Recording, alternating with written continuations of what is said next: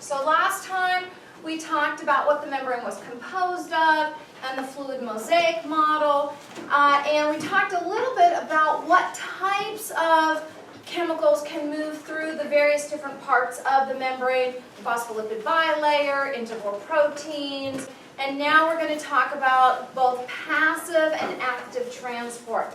So this is how those different chemicals actually move through. So in passive transport, this is also what we would refer to as diffusion. And there's 3 different types of diffusion we're going to talk about. Simple diffusion, facilitated diffusion, and a type of diffusion called osmosis. So let's start with a definition of what diffusion is. It's the movement of a substance from high concentration to low concentration. So the movement of a substance from high concentration to low concentration. So again, the movement of a substance from high concentration to low concentration, and then we're going to add across a semi-permeable membrane. And that's what our cell membrane is. It's semi-permeable. It doesn't let everything through the membrane. So again, the diffusion of a substance is the movement from high concentration to low concentration across a semi-permeable membrane until equilibrium. So the whole idea is we want to reach equilibrium. So the movement of a substance from high concentration to low concentration across a semi-permeable membrane until equilibrium.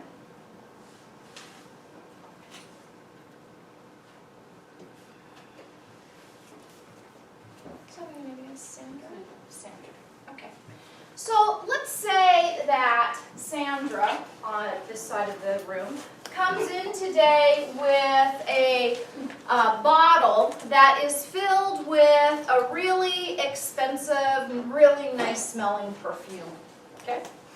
And Sandra, she doesn't have the cheap stuff. She's got good taste now, okay? She's got some good smelling perfume. It's not the stuff you spray. It's those really old-fashioned perfume bottles where you take the glass lid off and you know, just kind of dab the perfume, right? Okay? So what Sandra's going to do is she's going to open the perfume bottle. And tell me your name again, I'm sorry. Nancy. And in a few minutes, Nancy, all the way across the room, is going to be able to smell this perfume that's inside Sandra's bottle. Now, she hasn't spilled it. She hasn't sprayed it. All she did, very simply, is take the lid off. Now, here's my question. Listen closely. Here's my question to you. How did the perfume get out of the bottle? Because it had to get out of the bottle, right? So that Nancy could smell it all the way across the room. So how did the perfume get out of the bottle? By diffusion? I don't know what that means. Make it really simple, okay? Make it simple for a dummy like me, okay? I just want a real simple answer. How did it get out of the bottle? Evaporate. I don't even know what that means. High concentration, low. I don't know what that means. Those are 2 big wig terms. I don't know. Make it really simple for me. Super simple. A little fairy jumped in the bottle and flew over across the room and landed on her. I love how you think. That's great. That's really not how it happened, but I do like that. So I have another theory too. I don't think it was a fairy because being Irish, I think it was a leprechaun. And he jumped in there with his little bucket and just like flew across his rainbow and, sorry Nancy, shoved that bucket right up Nancy's nose. She didn't even know it. So here's what we're going to do. We're going to do a little bit of an imagination thing here to get your brain working. I want you to come up like Lisa Ann did with something as a silly answer to how the perfume got out of the bottle. No diffusion, no evaporation, no concentrations, no science crap. Okay? Let's just come up with something interesting. Okay, ready, set, go. All right, Kevin, let's hear a manly thing. How did that perfume get out of the bottle? Ooh, you got me on the spot. I do. I picked you on purpose. Go. All right. I knew you'd participate. Nice. A lot now, that's why. Well, you see, the perfume, If that's my manager, tell him I can't do the movie right now. So just turn that phone off. Okay, so is the bottle like closed? Oh, she opened the lid. She opened the lid. Open the lid. So how did it get out? Total imagination here, nothing sciencey. I don't want to hear that crap. Well, let's just imagine the bottle has some magic in it. Uh-huh. And it was condensed down, and all of a sudden it exploded. Oh, it exploded. Sort of. Yeah. It was just Where there were like seeping sparkles. out. Yeah, it was just Yeah. like seeping out, you know. Okay. And then, I thought he'd come up with ninjas or something. Okay, but all right. and then it just sort of started floating on the ground because it was looking for something to act upon. Oh, and it acted upon acted upon Nancy. Nose. Okay. All right, Brandon, your turn. I'm picking on you now. You kind of took the, I was thinking explosion. Oh, well, So when see. she opened it, it exploded. Okay, well, you gotta go with another manly thing besides explosions. Okay. Hmm.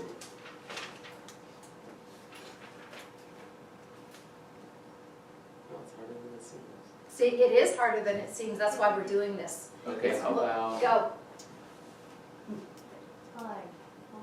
No. I'm picking on you next. Uh-huh. Something carried it across, so let's see. Doesn't have to be anything super great. We're not doing like Nobel Prizes here. Okay.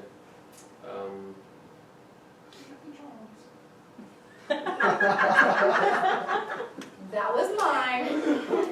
Help me out, guys. What if, get some ideas. Come on, boy things. Race cars, ninjas, you know, samurai swords. I don't want to use the one that I heard in the lecture, so... No, it's okay. Do it. Okay, so that one was, somebody said something about a mosh pit, carried it across. Okay. So like the, I guess crowd surfing is what they said. Okay, crowd surfing. All right, I like that. Okay, somebody went in there and they all, okay, they did some crowd surfing. Okay, that's good. Your turn. Told you I was gonna pick on you. Yeah. Go. All right, just a silly answer. Silly, right? silly. Okay. Whew, it's just like okay, the perfume opened, the bottle opened. Uh-huh. Just like and when it opens, like oh freedom, I have to go somewhere. So they have like little legs and they just, all the molecules walked away? It landed to somewhere else. It's a jailbreak. Yeah. Ah, I see how it was. Total jailbreak. She opened the door. They all like little walked away like little ants. Okay, I'm good with that. Try? You Okay. can. Go. Okay. I love volunteers. Well, it's a bottle of perfume. Let's say the molecules are gems. So it's a gem in the bottle. We need to open, gems came out, and then she will. And now Nancy has all the genies. Ooh, Nancy, you are one lucky girl. Okay. All right. Anybody else want to volunteer? Oh, go, go. A butterfly flew in the bottle, start flapping its wings, and all the air diffused out. I like that. That's good. Okay, that's good. I like it. Go, Nancy. It's yours. I kind of like the freedom idea where the bottle was open and the perfume is all like little pieces of perfume and they wanted to be free. So one had the idea to bounce off all of the other ones and jump out. Oh. And then once one seen him do that, then he jumped off of the other ones and bounced off. Nice, nice. They're little trampolines. I like it. I like it. Okay. All right, your turn. Oh, yeah. Anybody who's looking down, not making eye contact, I pick on you. Okay, go. You think you can escape. So when she opened the perfume bottle, Uh-huh. it made this like suction thing that created a bubble. And the way she opened it, she like flung the bubble. over Oh, I like that. That's good. Very good. I like this class. You guys are really participating. I got to tell you, I know this seems really silly, okay? But we're going to do things like this several times throughout the semester. And it is actually really important for you to be willing to participate in it. And I'll tell you why. Because it is harder than it seems. When you get put on the spot and you have to think on the spot, you got to come up with some good ideas. And now imagine you're working in the medical field and you are on the spot. You've got to have a brain that helps you to really come up with these ideas very quickly. And it's a lot of teaching you how to do this so that when you get into this situation, you don't freeze. Your brain starts moving instead of freezing. And so we're going to do this more. I'm going to give you some case studies to think about. I'm just going to give you silly questions to think about. But I'm not doing it just because I'm silly, because I am. But I'm not just doing it for that. There's really a good reason. And I've had students who are like, oh man, Dr. Irby, you're making my brain hurt. I have never used it this way before. And it's true. You've got to learn to use your brain in a really different fashion. So it's kind of simple diffusion, the science way, is sort of a mixture of what Brandon and Nancy said. So if you remember, we talked the other day about how all atoms, all molecules have their own internal kinetic energy. So they're all doing the vibration thing. So if you can imagine inside that little bottle of perfume, there is a mosh pit going, okay? And they're all vibrating and they're all hitting on each other. And eventually the guys towards the top are going to bounce on somebody and make their escape out. It's sort of like, I don't know if you've ever been to a rave or, been in a mosh pit, but if you're around, which I have, by the way, if you're around the edges, could you imagine Dr. Harvey at a rave? I have been to some big ones. Best rave, I got to tell you, I have ever been to. Most of the time I was there with the police, though.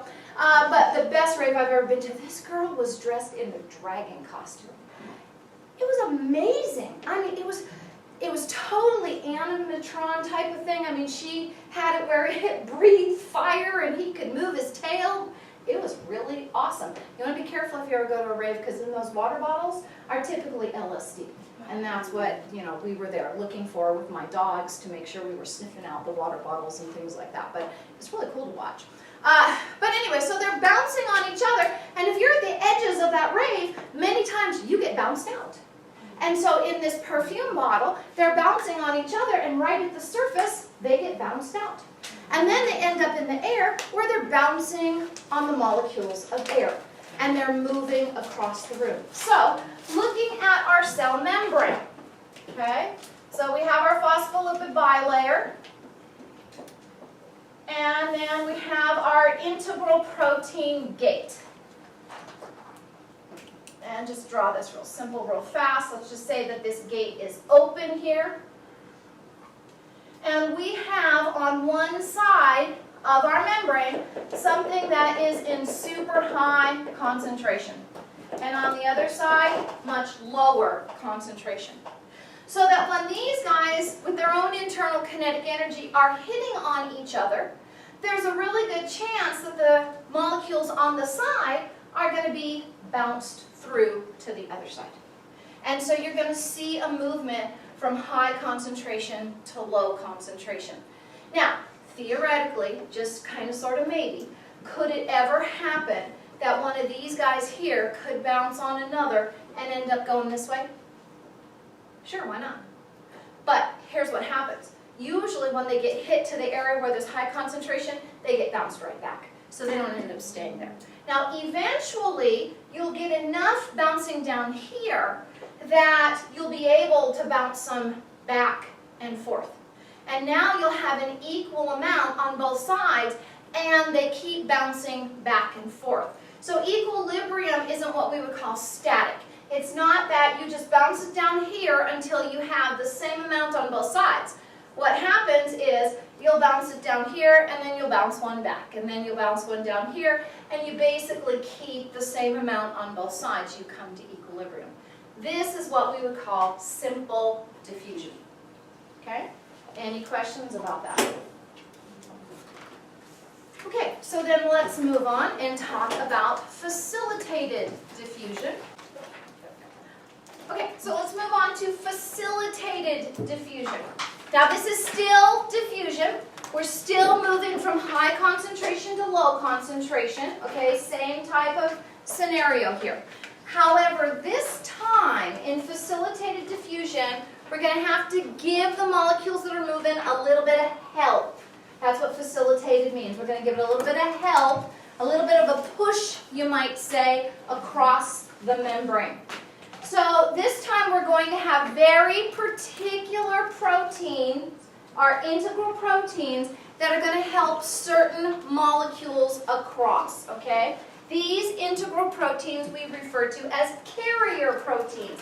It's kind of like they're going to carry these molecules across the membrane from high to low concentration. So notice here, this is one of these carrier proteins. And inside this carrier protein, there is a certain region that only very particular chemicals can bond to. So this chemical is going to come in and bond in this site here. And when it does, it will change the shape of our protein. Now, somebody tell me again, how do we change the shapes of proteins? Breaking hydrogen bonds. Excellent. So this particular this particular chemical is going to come in and bind to our carrier protein and cause it to change shape. And when it does, it helps to move that molecule across. So we can pretend, basically, my arms are the walls of this carrier protein, right?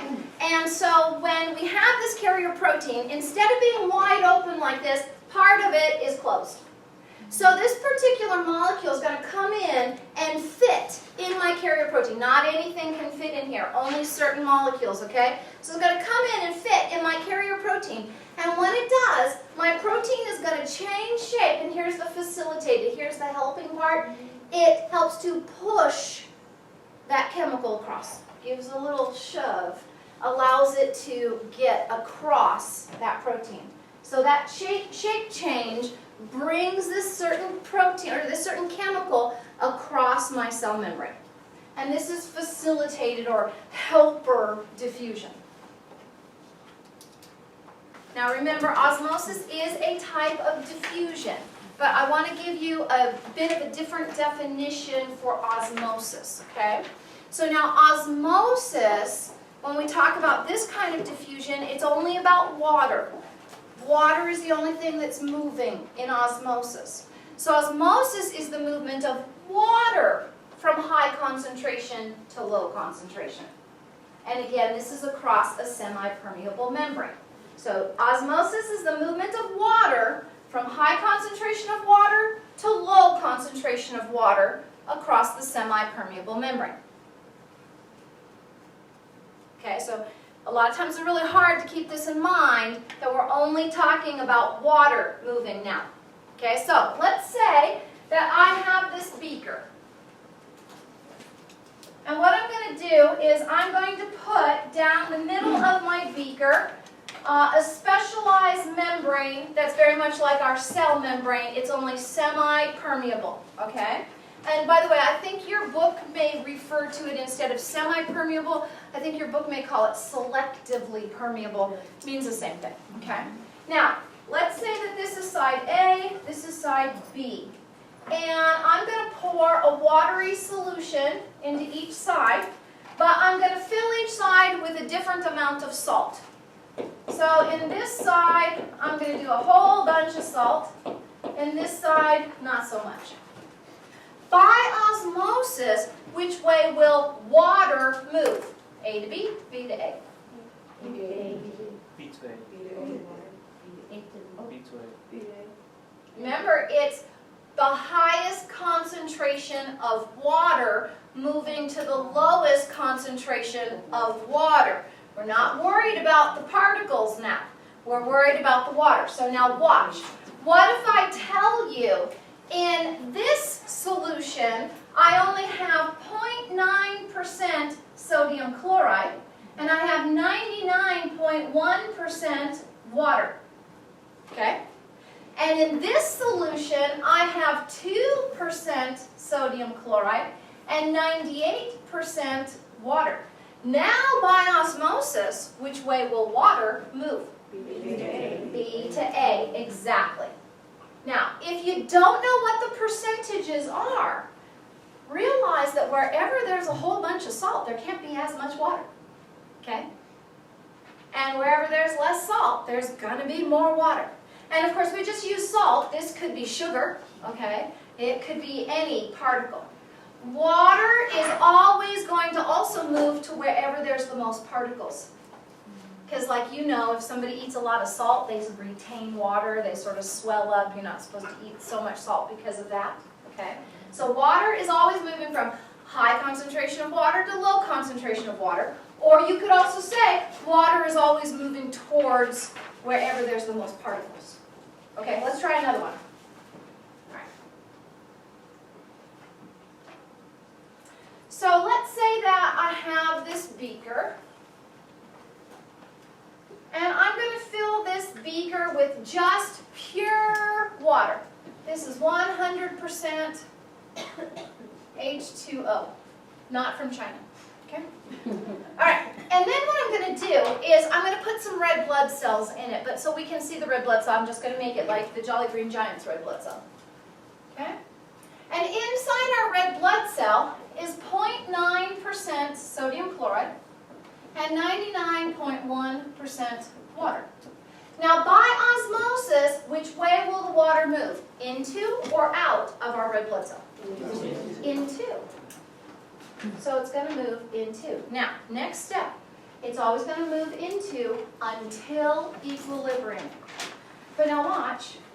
This is 0% sodium chloride. Will we ever be able to reach equilibrium? No, because there's always going to be 0.9% sodium chloride in here. And water's just going to keep moving in and in and in and in until our red blood cell starts to get bigger and bigger and bigger like a balloon and blows up. Now, anytime a cell explodes like that or dies like that, we call this lysis of the cell. Now, because this is a red blood cell, we can be a little bit more specific. We can call this hemolysis, okay, all one word, or hemolysis, okay. This is destruction of the red blood cells. Now, would you ever want to give your patient an IV of 100% pure water? No, not a good idea. You'd probably go to jail, okay, for killing them, because all their red blood cells will go pop, pop, pop everywhere. Not a good idea. Okay, let's try another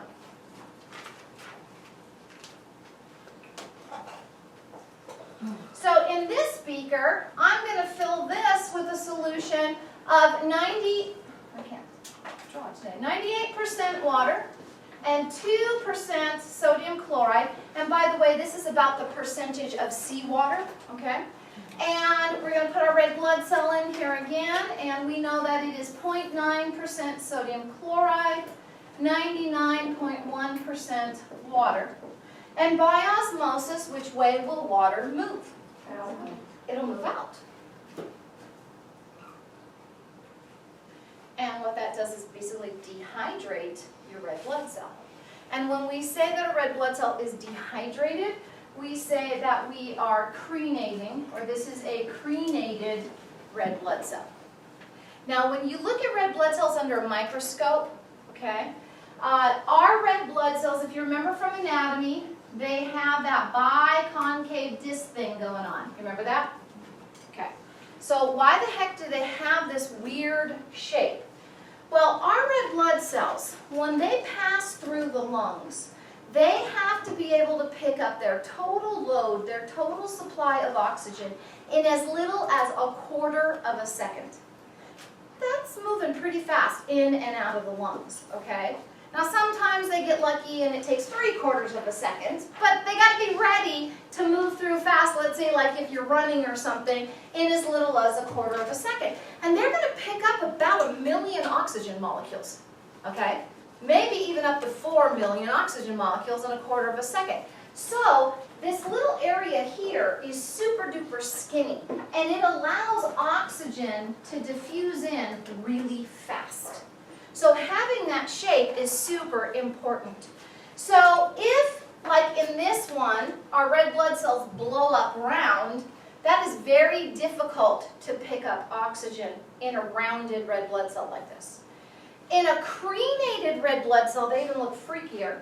They look like they have these little stars on the outside of them. They get real rounded with all these little jagged edge stars. And this week, we're going to look at red blood cells in these different concentrations so you can see what they look like under a microscope. But this makes it very, very difficult for you to pick up oxygen. Okay, now, think about this for a second. So, people drink Red Bull, right? Or they drink these energy drinks. And one of the reasons they're drinking these energy drinks, like Brandon has water, so such a great guy. No more energy drinks for him. I heard you and all your energy drink stories. But they're drinking these energy drinks because they're tired, right? Okay? And what is making them more up is the caffeine. Now we're going to talk about this later when we get to the renal system, but caffeine is a dehydrator. It makes us pee, okay? So if you drink, let's say 12 ounces, which nobody drinks that, you know, small, 12 ounces of any kind of caffeinated beverage, you will urinate out 24 ounces of water from the system. And that dehydrates your red blood cells. Now your red blood cells are crenated and they cannot pick up enough oxygen. And you have to have enough oxygen to make enough ATP. And we use ATP molecules to change the shape of enzymes, and when they change the shape of enzymes, it makes our chemical reactions go faster. So if we don't have enough oxygen, we don't make enough ATP, we can't change or turn on our enzymes, and all our biochemistry goes slower and we're more tired. So that the more Red Bull you drink, the more tired you will become because you are so dehydrated.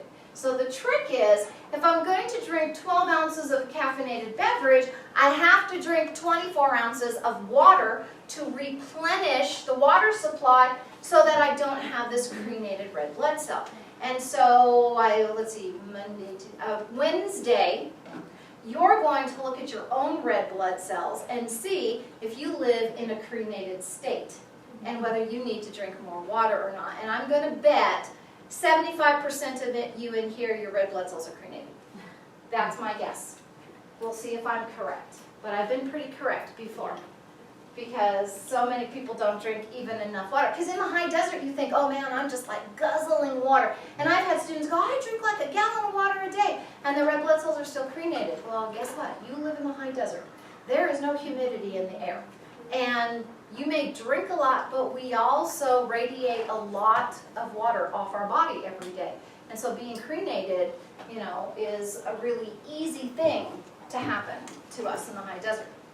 So we'll see. We'll see how you look in a couple days. Now, let's do one more. Let's say that this time I'm going to fill my beaker up with 99.1% water and 0.9% sodium chloride. And then I'm going to put my red blood cell in here, which you know is 0.9% sodium chloride and 99.1% water.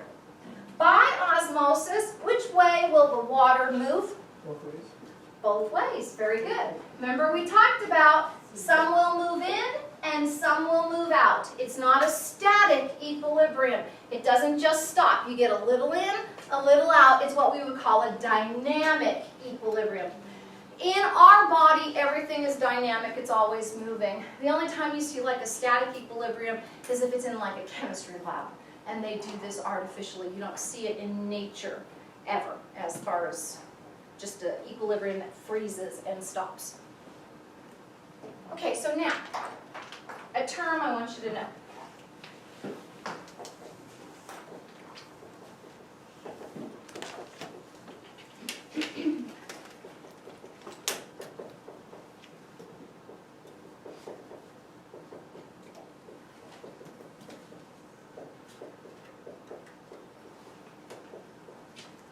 Tonicity is the same as what we talked about the other day, osmolarity. And tonicity and osmolarity are the number of particles in a solution. Now, why should you care about any of this? This has totally to do with IVs. This is all about making IVs for your patients in the hospital. And a lot of you will say, well, I'll probably never make an IV. But you don't know that for sure, because you don't know what kind of an emergency will come along and whether you need to make one or not. And there have been emergencies that happen. And, you know, what if there's an earthquake and there's no pharmacy people left? You may need to know how to do this kind of stuff. So that's why we go over the stoichiometry. That's why we learn this, so that you understand the concepts. Because I need you to make one for me, okay? And don't just use that tap water. Remember what I told you. Come here to the college, get the distilled water in the back. We'll always have some. You guys need to wake up this morning. All right, so tonicity. This has to do with the particles. So in this case, we're talking salt. So the salt in my solution, which would be like my IV, okay? Instead of like a beaker, this would be my IV of what I'm putting into the blood. So the tonicity, the number of particles, is the same as what I have in my blood. So the particles in my IV and the particles in my blood, they're the same. And so I say that this solution, my IV, is equal, iso means equal, tonic. The tonicity is the same between my blood and my solution or my IV. So this is an isotonic solution.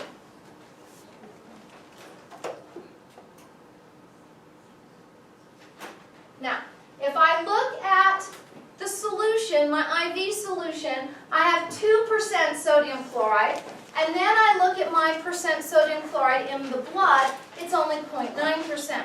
So the particles in my IV solution are greater than the particles in the blood. And so now my tonicity is higher, or it's hyper. So my IV would be a hypertonic solution. Probably not a good thing to give a healthy person a hypertonic solution, although sometimes you will. Let's say you have somebody who comes in and they've been sweating a lot, and so they have very low salt levels, lower than normal. You may give them a hypertonic IV then to help to replenish their salt levels. But you would not give this to a person who already has good levels of salt, because we're going to cremate their red blood cells. And then if you look over on this one, we have 0% sodium chloride in the solution and 0.9% in the red blood cells. So the solution is lower than our red blood cell, so you know we would call this hypotonic. So this is a hypotonic solution.